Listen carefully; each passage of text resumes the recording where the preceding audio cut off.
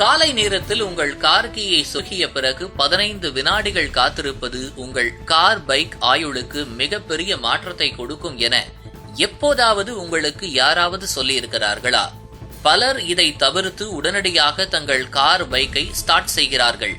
இன்று நாம் ஏன் இந்த சிறிய இடைவெளி உங்கள் வாகனத்தின் ஆரோக்கியத்திற்கு இன்றியமையாதது என்பதை ஆராய்வோம்.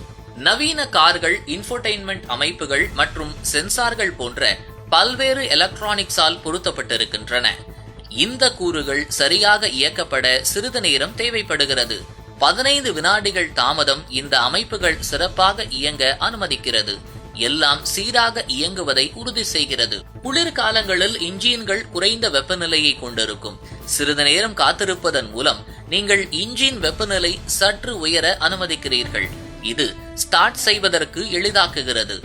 குளிர்ந்த நாட்களில் இன்ஜின்கள் குளிர்ச்சியை